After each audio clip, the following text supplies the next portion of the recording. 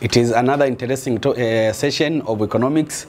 So we have economics is our subject here, economics, and our today's topic we are going to discuss, it is international trade. International trade, that is our topic. This is one of the topic which is covered in Form 6 and it is in economics too, macroeconomics. Now there are so many areas which they are sometimes bringing difficulties to students and they fail sometimes to distinguish them in one way or another. So for today we are going to discuss on the subtopic of theories of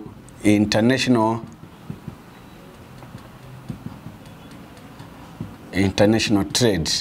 So our today's focus, it will be on the theories of international trade. So while I'll be teaching, you'll be recording from what you did in the class, and probably where you got some problems in solving them, we'll get solutions for them. So we'll concentrate on the theories of international trade. So come with me so that we move together in this part. So when we speak of theories of international trade, theories of international trade, these are laws or they are principles that they govern international trade. They are trying to explain how and why international trade should exist. We know that international trade, it is a trade between countries. For example, Tanzania, it is trading maybe with Kenya, it is trading with Uganda, it is trading with the UK and so many other countries. That is international trade. So it is a trade which is involving going out of the national borders. So that is international trade. So different economists, they have developed different theories or different principles which they are guiding and explaining how and why different countries should engage in international trade. So they have developed almost 2 theories that they're explaining how countries should engage in international trade. So particularly we'll check 2 theories and we'll start with the first theory, which is the theory of absolute advantage. This is the first theory. Remember I said these theories, they are trying to explain how and why different countries should engage in international trade. So the theory of absolute advantage, it was developed by Adam Smith in 1776. That is when the theory was developed. It was developed by Adam Smith. Remember, Adam Smith, we consider him as a father of economics. This is among of the earliest or classical economists who defined economics in the earlier time. Remember, according to Adam Smith, in the book, or in the book which was published in this year, which was titled An Inquiry of Nature and the Cause of the Wealth of the Nation, Adam Smith tried to explain how and why different countries should engage in international trade. So according to him, a country should specialize in producing a good or service which has more which have more absolute advantage over the other nation. It means a country should specialize in producing a good, in producing a service or providing a service which it has got more absolute advantage. When we say absolute advantage, it means that country has more power or is more able to produce more unit of that good as compared to other country, whether those goods are produced in kilograms or in tons. But if country A can produce more than country B, then that country A has absolute advantage in producing that good. Let's check if we have, let's say, let's have an example here. Let's say we have two countries, A and B. These are countries. They are producing two goods. We have commodity X and Y. They are produced by these two countries. We want to check in short how the theory of absolute advantage is working. Now, if these countries, A and B, these are countries, they have been given the same resource to produce good X and Y. For example, if country A can produce 50 units of X, likewise maybe it can, B can produce maybe 30 units of X.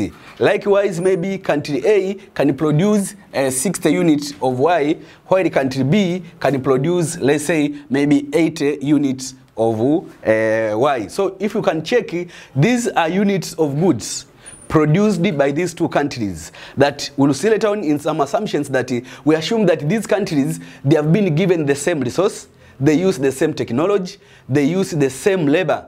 But using the same resource and technology, you can find country A can produce 50 units of X, while B can produce only 30. Likewise, country A can produce 60 units of Y, while B can produce 80 units of Y. For that case, I said absolute advantage, according to Adam Smith, a country should concentrate or specialize in producing a good or a service which it has more absolute advantage. Now come with me. If we check this good X, given the same resource, country A can produce 50 units, while country B can produce only 30 units. Automatically, we say country A has absolute advantage in producing commodity X because given the same resource, this country A can produce more unit of X than country B can do. For that case, we say country A has absolute advantage, has more advantage of producing this commodity than country B because with the same resource, A can produce more of X than country B.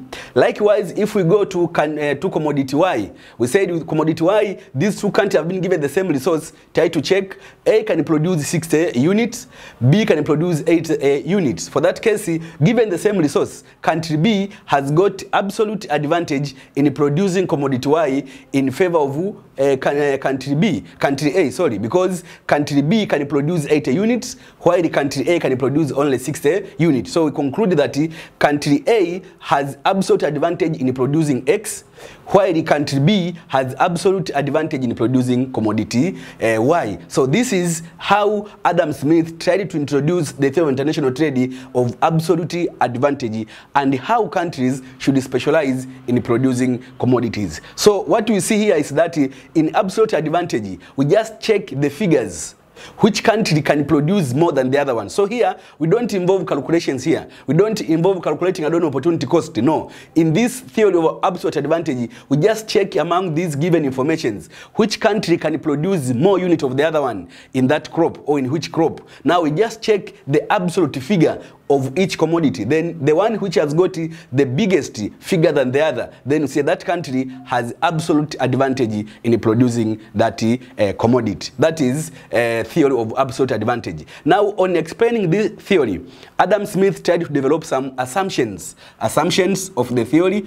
Remember, in economics, all theories and laws, they are basing on assumptions, as we did or we said in the other lessons, that all economic theories, all economic laws, they are working under conditions, ceteris paribus. It means now Adam Smith developed this theory basing on some assumptions, and these assumptions, they include the following. Number one, according to Adam Smith, there are only two countries producing only two commodities. That is one. So Adam Smith is assuming that the world has got only two countries, and those two countries, they are producing only two commodities. It means if we have a world of country A and B only, and these two countries, they are producing only X and Y. So it is a world of two countries and two commodities only. That is the first assumption. The second assumption, there is constant, or you can say fixed level of technology. It means the technology which is used in production by the two countries, the technology is the same and it is fixed to all countries. This is for the case of technology. It means technology does not change, it is constant, and this technology is the same in the two countries. Assumption number three, we say labor is the only factor of production. It means the theory is assuming as if labor is the only factor. Remember, we have so many factors. We have land, we have entrepreneur, we have capital, but the theory is assuming as labor as the only factor of production in producing the given commodities. Another assumption developed by Adam Smith, another assumption number 4, we say there is no international, there is no transport cost. There is no transport cost. So again here, the theory is assuming as if for the two countries to conduct international trade, it is not involving transport cost between the two countries. Again, we said labor is the only factor, but now this labor is mobile within the country, but immobile between countries. It means, again, the theory is assuming as if labor can perfectly move or be mobile within the country. That means if we have country A and B, as we said, it means labor can easily move from one occupation to another occupation within the country, but it is not possible for them to move from one country to another. That's why we say labor is mobile within the country, but immobile means cannot move between countries. That is one. But also, unit of labor given, labor is homogeneous. Homogeneous means if we are given certain unit of labor, they are similar in efficiency, similar in productivity. So the theory is assuming that when you are given a certain unit of labor, maybe they are 5, they are 2. All labor, they are homogeneous, meaning that they are similar, they are the same, they are identical in their efficiency, in their productivity, and the other cases. So it is assuming homogeneous in terms of labor. Yes, another one, the cost ratio of producing the two goods between countries is constant. That is, the cost ratio of producing the two goods is constant. What do we mean? We said we have two countries A and B. It is assuming that the cost of producing good X in country A is the same as the cost of producing good X in country B. Likewise, the cost incurred in producing good Y in country A is the same as the cost incurred by country B in producing good Y. So it means the cost ratio of producing the two countries in the two commodities in the two countries is constant, meaning that they are similar. That means the cost incurred in country A is the same as those incurred in country B. These are assumptions which Adam Smith developed to defend the theory of absolute advantage. Now, having seen absolute advantage theory, let's check the second theory, which is the theory of comparative advantage. Now we check the theory of comparative advantage. That is the second theory. So the second theory, B, it is a theory of comparative advantage, or it is sometimes called comparative cost. the theory of comparative cost. So this is another theory which is trying to explain how and why international trade should exist between or among countries. Now, this theory, it was developed by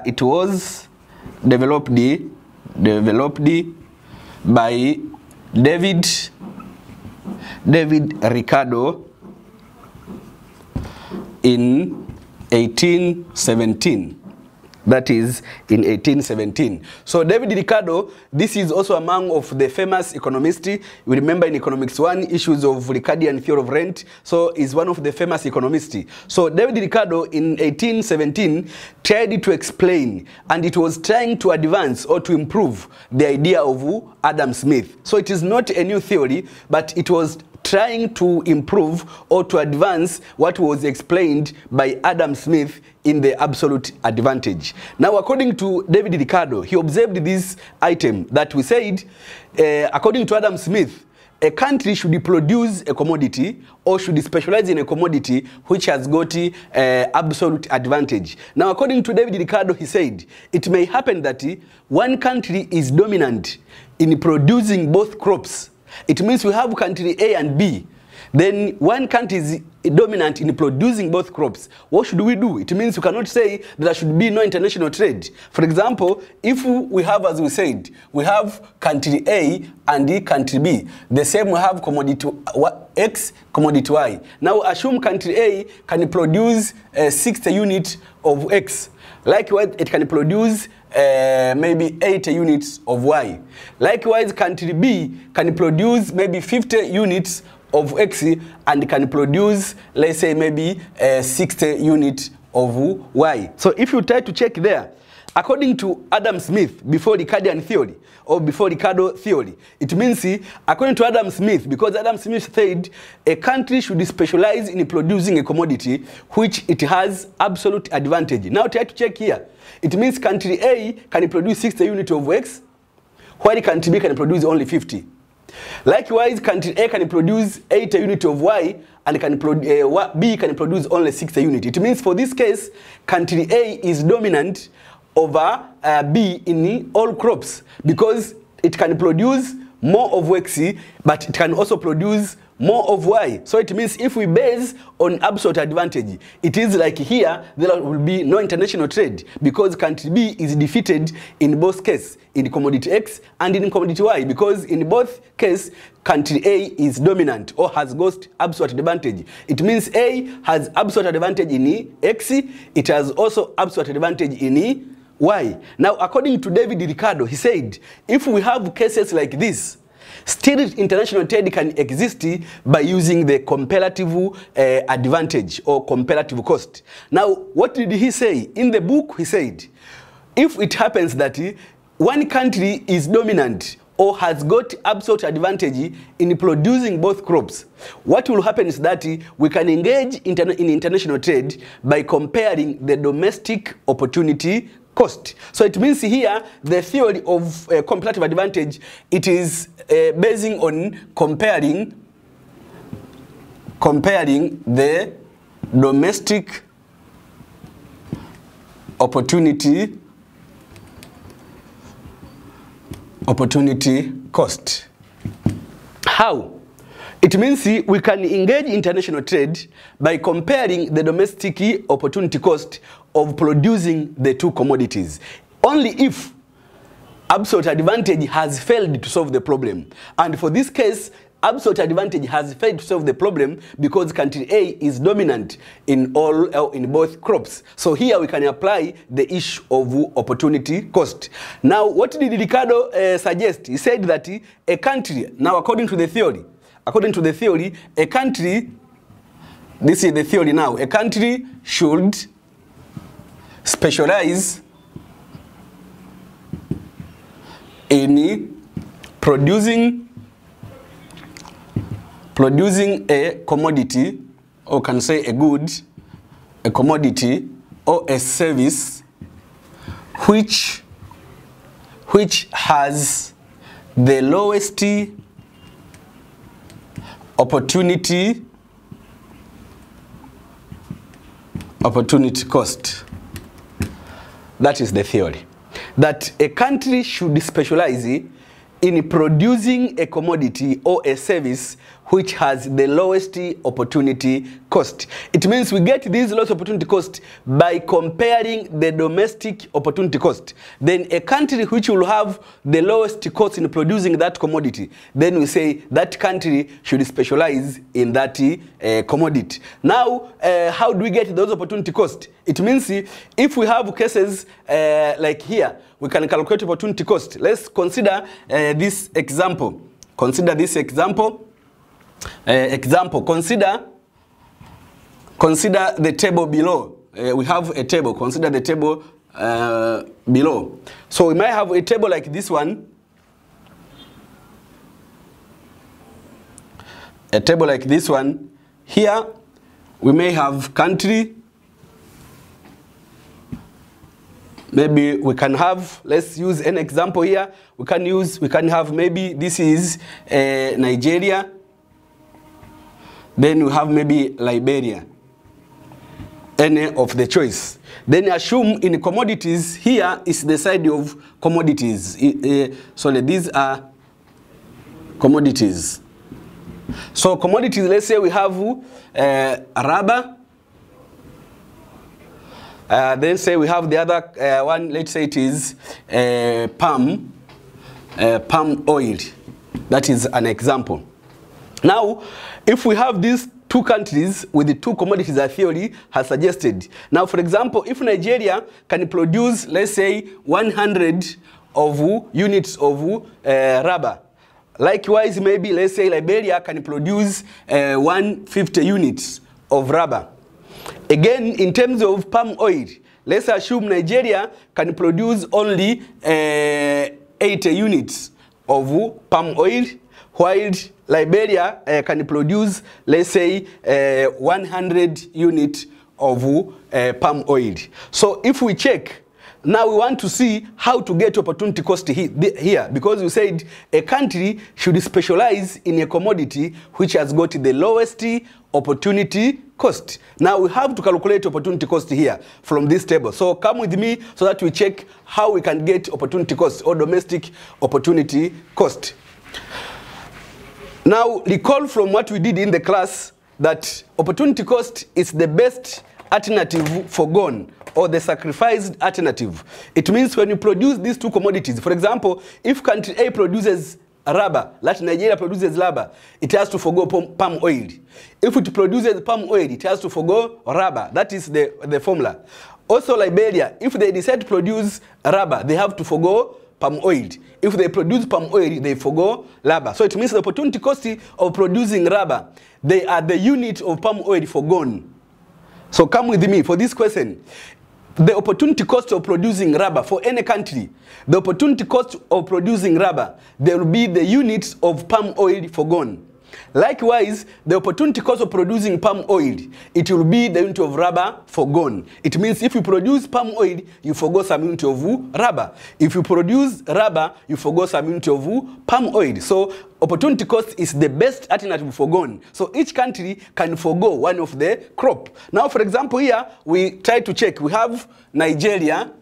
We have to check those opportunity cost, and we have Liberia, as we said. How do we calculate? Now try to check. Nigeria, if it decides to produce 1 unit of rubber, how many units of palm oil is going to be forgone? If we want to produce 1 unit, we have 100 units here, and we have 80 units here. Now for Nigeria, if he want to produce 1 unit of rubber, this is rubber, this is palm oil. Now, if Nigeria produces 1 unit of rubber, how many units of palm oil will be forgone? It means we divide by 100 both sides. It means we'll find it is 0.8. That is, so it means on producing 1 unit of rubber, Nigeria has to forgo 0.8 units of palm oil. That is, likewise for Liberia, if we have 150 units and we have, here it is 100. If Liberia decides to produce 1 unit of rubber, how many units of palm oil foregone. It means we divide by 150, we divide by 150. For that case, you will find that the opportunity cost of producing 1 unit of labor for Liberia, it will forego 0.6 units of palm oil should be foregone. So try to check for the case of labor. If Nigeria produces 1 unit, he's going to forego 0.8. While if Liberia produces 1 unit of rubber, it's going to forego 0.6. So it means on producing rubber, Liberia has got the lowest opportunity cost because he is going to forego only 0.6, while Nigeria is forgoing has to forgo what? 0.8. For that case, Liberia has got opportunity cost in producing rubber for Liberia because he can forgo less units or the lowest opportunity cost on producing rubber. Likewise, if we check the side of palm oil, again for palm oil we have Nigeria and we have Liberia as well. We said here it is 100, here it is 80, here it is 150, here it is 100. It means if Nigeria is wishing to produce, this is palm oil, 1 unit of palm oil, how many units of rubber should be forgone? It means you divide by 8, you divide by 8. You'll find that Nigeria, on producing 1 unit of palm oil, you have to forgo 1.25, something like. So it means on producing 1 unit of palm oil, Nigeria has to forgo 1.25 units of rubber. Likewise, for the case of Liberia, if we produce 1 unit of palm oil, how much of rubber should be forgone? It means we divide by 100, we divide by 100. Then you get, here it is 1.5 units of rubber. So if we compare the two again, you find that Liberia, on producing 1 unit of palm oil, you forgo 1.5. Nigeria, on producing 1 unit of palm oil, forgoes 1.25.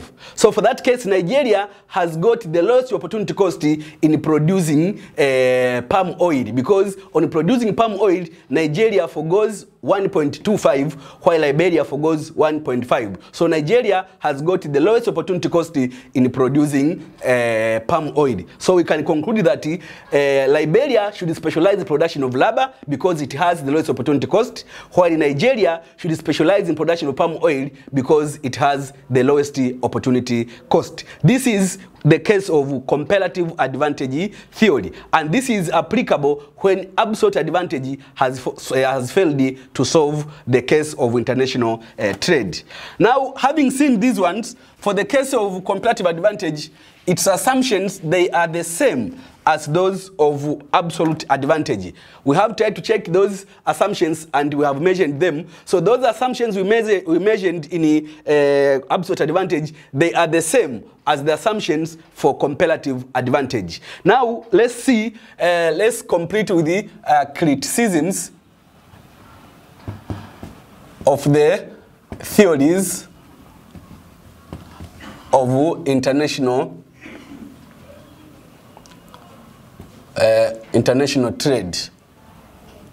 Criticisms. Now remember, in economics I said in most time we pose criticisms in assumptions, because in most time assumptions, they are the one which they are weak, they are making the theory to be weak, so we criticize the assumption. For example, we cannot have the international trade which do not involve transport cost, because we said in one of the assumptions there is no transport cost. So we cannot have an international trade where there is no transport cost. So the issue of no transport cost is unrealistic. It cannot exist. That we cannot have a trade, international trade, which transport costs are not involved in the trade. That is impossible. But also we said two countries and two commodities is not possible. This also, it is impossible. We cannot have a world where there are only two countries, there are only two commodities. Such a world cannot exist. The world we have, a modern world we have, it has many countries producing many commodities. But the theory is assuming as if there should be only two countries, only two commodities. This is also unrealistic. Another one, we say this labor homogeneity is unrealistic. We cannot have unit of labor which they are similar in everything. That they are similar in the case of they are identical in the case of productivity. They are identical in terms of efficiency. They are identical in everything. It is not possible because different unit of labor, they differ. They differ because of what? They differ because they differ in level of education. They differ in the case of efficiency. They differ because of experience. They differ due to different factors. So we cannot have unit of labor that they are identical. They are similar, they are the same. That is impossible. Then again, the idea of constant technology is not possible. We cannot have a world where technology is not changing. Remember, technologies, they are changing from time to time. Remember, different countries, they differ in technology, but also technology cannot remain the same. At different time, people, they are innovative, they introduce new technology, they introduce new method of production, they introduce new techniques. So it is not possible to find that there is a world where technology is constant. Never. Try to recall back from the time of Stone Age to Iron Age until this age we have. We did not have a time where technology was constant. So assuming that the world has got constant technology, that idea is impossible. It is not possible and it is unrealistic. This is one of the assumptions, but also perfect mobility of labor is unrealistic. We cannot have a world where labor is complete, perfect mobile. We do not have. Labor, they always have some barriers. They might be mobile, but not perfect mobile. Because when we say perfect mobile, means no barrier completely. But you cannot have international trade where a person can just enter from, or move from one country to another without even a barrier. That's not possible. Because in the modern world, we have different procedures that someone has to follow until we're going to move to another country. For example, we cannot have a trade relation where people can move maybe from Tanzania to Kenya completely with the maximum mobility without having any barrier. While we have issues of visa, we have issues of those bureaucratic procedures, they become barriers for them to move. So this item also, it is not realistic because of that nature. Then we have the last one, the issue of constant cost of production. Remember, we said one of the assumptions of this theory is that the ratio of producing the two commodities, it is constant. Ratio in terms of cost, it means the cost of producing the two commodities in the two countries, it should be constant or should be the same. This is not true because each country can incur its own cost depending on the factors employed, depending on the resource available, technology used, and other factors. So for that case, it is not possible to have the same cost in producing those goods. For example, maybe if we produce maybe tea between Tanzania and Kenya, it means we assume that the cost of producing tea in Tanzania be the same that one with Kenya. This is not true because countries, they differ in the cost of productions, depending on the method they use in production, depending on the technology they employ, and the other factors. So this item also, it is not realistic. This is for the case of this one. So these theories of international trade, they have been criticized in this way, and so many other criticisms which you can find, including those like when we assume that we are assuming that people of the two countries, they have the same demand, they have the same need, because all the two commodities, that means we assume that people in country A, they need maize and beans. In country B, they also need maize and beans. This assumption, they are not true. So for that case, these are critics to the theories of international trade, and these are the weaknesses which the theory they have shown. Now we get end of this discussion, we get a short break, then thereafter we'll have a question to solve, then it will be the end of the lesson. Thank you. Yes, welcome back to the lesson after the short break. Now we have to solve or to attempt one question there. You can see the question from the screen. So question number 1, it is asking, Uganda and Tanzania are wishing to develop trade among them in exchange of cassava and yams.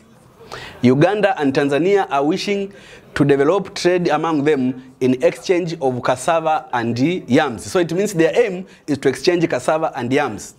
Now Uganda can produce 40 tons of cassava, while Tanzania can produce 60 tons of cassava. It means in that exchange, Uganda is capable to produce 40 tons of cassava. Tanzania can produce 60 tons of cassava. Likewise, Uganda can produce 80 tons of yams, while Tanzania can produce 100 tons of yams. So that is the two. So in terms of yams, Uganda can produce 80 units, Tanzania can produce 100 tons of yams. Required, prepare a table to represent the above informations. That means prepare a table, then represent the above informations. Then number 2, which country has absolute advantage in producing the two commodities? Number 3, which country has comparative advantage in producing the two crops or commodities? Then number 4, show how specialization is going to take place between Tanzania and Uganda. Show how specialization is going to take place between Tanzania and Uganda. So come together so we can solve this question. That is question number 1. So the first part, it is asking us to prepare a table. Remember, we have two countries, we have two commodities, as we said in the assumptions. Now we have Tanzania and Uganda. They are producing cassava and yams. So we can have here a table like this one, where in this table we can have this part, this area here, we can say this, it will stand for countries. Then this part, it can stand for commodities or crops. Now in these commodities, we have cassava, then we have yams. This for those two commodities. Then for the countries, we have Uganda, as it is displayed there. Then we have Tanzania. That is the preparation of the table. So we have Uganda, we have Tanzania. From the question, Uganda can produce 40 units of cassava, 40 tons of cassava. Likewise, Tanzania can produce 60 of cassava. In terms of yams, Uganda can produce 80 of yams. Tanzania can produce 100 tons of yams. So this is for the first part, because we were asked to represent the information in a table. So this is our table because it is showing countries, that is Uganda and Tanzania. Then we have commodities, cassava and yams, and these are the figures displayed in those information. So the first part, it is done. Then the second part, it is asking which country has absolute advantage in producing two commodities. Which country has absolute advantage in producing the two commodities? Now here, we have two countries here, and we have two commodities. Let's check for cassava. We said absolute advantage, it is explained by checking the units produced by each country. A country which produces more than the other one, it has absolute advantage. Now check cassava here. Given the same resource, and because you assume that Tanzania and Uganda have been given the same resource, have been given the same technology, so they can produce. It means the number of labor, they are just the same. Labor is homogeneous, so everything is the same. But using the same resource, you can see here, Uganda can produce 40 units of cassava. Tanzania can produce 6 units of cassava. So you can say Tanzania has absolute advantage in producing cassava. Tanzania has absolute advantage in producing cassava. Why? Because given the same resource, as you can see, Tanzania can produce 60 units, while Uganda can produce 40 units. So we say Tanzania has absolute advantage in producing cassava. Then when you check in terms of yams, again, given the same resource for yams, you can see Uganda can produce 80 units, Tanzania can produce 100 units. Now for that case, given the same resource, Tanzania has absolute advantage in producing yams again. So here, Tanzania has absolute advantage in producing yams. Why? Because as I said, given the same resource, given the same technology, given the same requirements, Tanzania can produce more units of yams, which is 100 tons, than Uganda, which produces only 8. So Tanzania has got. So it means in conclusion, we say Tanzania has absolute advantage in producing the two crops, because given the same resource, can produce more of the crops than Uganda. This is for the second case. Then the third part, it is asking, that is number 3, it is asking, which country has comparative advantage in producing two crops?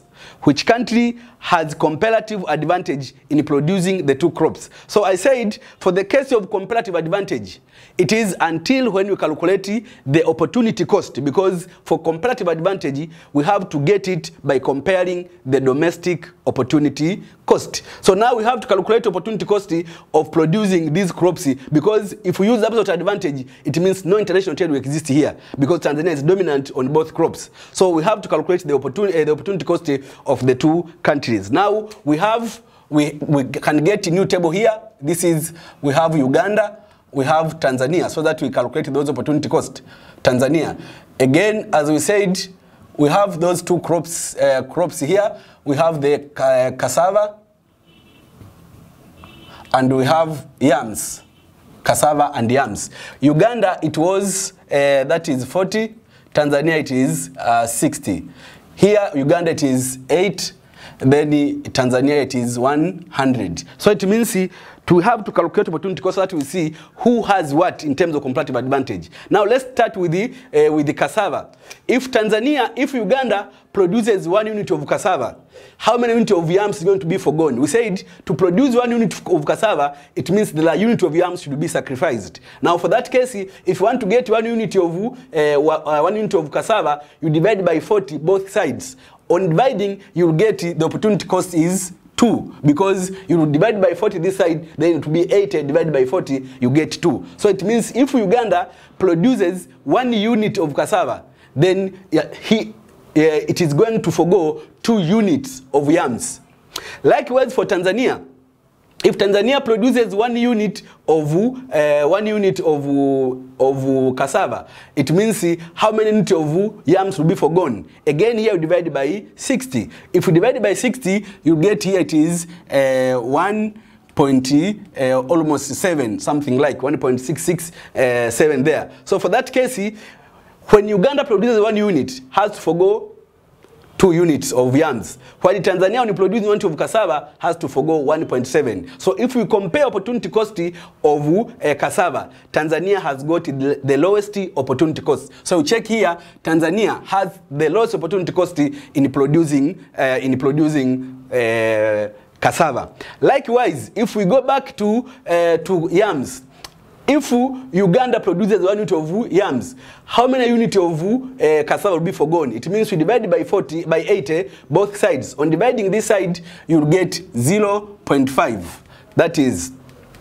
Likewise, if Tanzania decides to produce 1 unit of yams, how many units of this one will be forgone? Divide by 100 both sides, and you get it is 0.6. So you'll find that when you compare the opportunity cost of producing yams, because on producing 1 unit of yams for Uganda, 0.5 were forgone. On producing yams for Tanzania, 0.6 are forgone. So Uganda has got the lowest opportunity cost of producing yams as compared to Tanzania. So Uganda has got this lowest opportunity cost. Now for that case, we say Uganda, now we conclude, Uganda has comparative advantage or cost in producing yams, because on producing yams, less opportunity cost is forgone than Tanzania. Likewise, Tanzania has the comparative advantage on producing cassava, because as we said, on producing cassava, Tanzania has got the lowest opportunity cost than Uganda, because Uganda should forgo 2, while Tanzania should forgo 1.7. So for that case, Uganda has comparative advantage in producing yams, and Tanzania has comparative advantage in producing cassava. Then the last part for this question, that is part 4. Part 4, it is asking, show how specialization is going to take place between Tanzania and Uganda. Now it means after calculating and getting these comparative cost or the opportunity cost, now we can conclude who should do what and who should do what. Now for this case, we say specialization. Now Uganda should specialize and export yams, while Tanzania should specialize and export cassava. That is how specialization is going to take place. So because Uganda has got the lowest opportunity cost in producing yams, so Uganda should specialize in production of yams, while Tanzania has got the lowest opportunity cost in producing cassava, so Tanzania should specialize and export cassava, and trade will take place between Tanzania and Uganda. So basing on comparative advantage, now at least the two countries can trade because of comparative advantage. Because if we could base on absolute advantage, the two countries, Tanzania and Uganda, could not engage in trade. And this is how the two theories can be used to explain international trade. Now the other question, which was question number 2, it will be taken as homework. Question number 2 will be used as homework. You can observe from screen there. It will be taken as homework. Question number 2, which is written there. Question number 2, consider the table below. That question is there. Consider the table below. The table. Yes, so consider the table below there. The table has got 2 countries and 2 commodities. We have country there, Sudan and Kenya. Then the commodities, we have cotton and sisal. Now for Sudan can produce 120 units of cotton, while can produce also 160 units of sisal. Likewise, Kenya can produce 140 units of cotton and can produce 200 units of sisal. Now, what is required to do? Number 1, which country has absolute advantage in producing the 2 commodities? It means between Sudan and Kenya, recalling from what we did in the discussion, which country has absolute advantage in producing the 2 commodities? That is 1. The second one, which country has comparative advantage in producing the 2 commodities? Again, recall from what we did in comparative advantage. Then among Sudan and Kenya, which one has comparative advantage in producing the 2 commodities? And finally, show how specialization is going to take place between the 2 countries. Show how specialization is going to take place between the 2 countries. That is between Sudan and Kenya. That is for that case. So this is the homework you have to go and do. Then otherwise, this is the end of our lesson. Otherwise, I wish you all the best. Meet next lesson and all the best.